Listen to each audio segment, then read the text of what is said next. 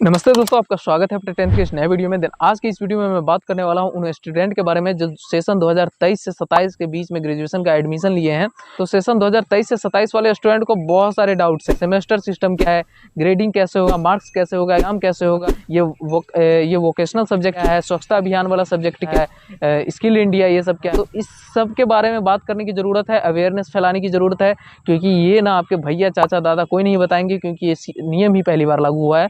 तो अगर आप चाहते हैं कि इस पर भी सीरीज़ बने, इसका भी एपिसोड आए, तो मैं बनाऊंगा और धीरे धीरे बहुत सारे पार्ट्स में अपने वीडियो में ये सारा चीज़ मैं क्लियर कर दूंगा आप लोगों को। तो आज के इस पार्ट में बात करने वाला हूं ग्रेजुएशन के टाइमिंग पर लेकर के। आप लोग सोच रहे होंगे कि हमारा ग्रेजुएशन 4 साल का कर दिया, पहले 3 साल में ग्रेजुएशन हो जाता था, हमारा 1 साल बर्बाद क्यों कर रहा है ये एजुकेशन सिस्टम इंडिया का। तो दोस्तों ऐसा नहीं है, समझने की ज़रूरत है। आज के इस पहले पार्ट में हम यही बात करेंगे 4 वर्ष की स्नातक की टाइमिंग के बारे में, अध्ययन वर्ष के बारे में। तो दोस्तों ऐसा है कि पहले बिहार में जो नॉर्मल ग्रेजुएशन है वो 2 तरह के होते थे, ऑनर्स और जनरल।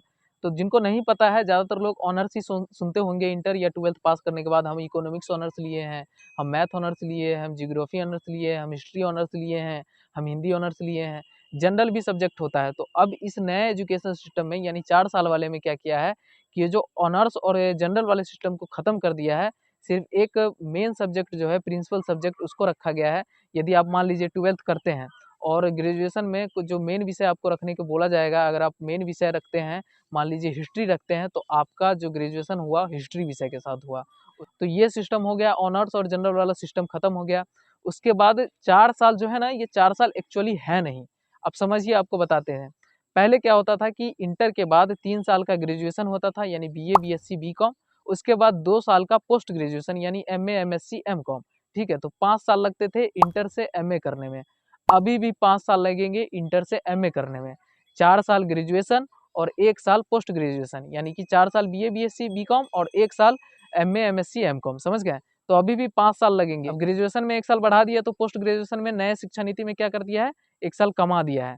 तो अभी भी जो स्टूडेंट, आप मान लीजिए कहिएगा कि ग्रेजुएशन ही तक पढ़ना चाहते हैं, हमको पोस्ट ग्रेजुएशन से मतलब ही नहीं है, हम एमए, एमएससी, एमकॉम करना ही नहीं चाहते हैं, तो हमें भी क्या 4 वर्ष का करना होगा? तो नहीं, आप 3 वर्ष में ही डिग्री ले लीजिएगा।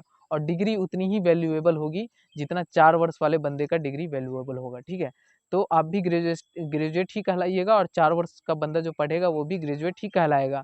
तो 4 वर्ष वाला कोर्स वही बंदा करेंगे, यानी 8 सेमेस्टर का एग्जाम वही बंदा देंगे जो एमए, एमएससी, एमकॉम यानी पोस्ट ग्रेजुएशन करना चाहते हैं, यानी कि पीजी करना चाहते हैं।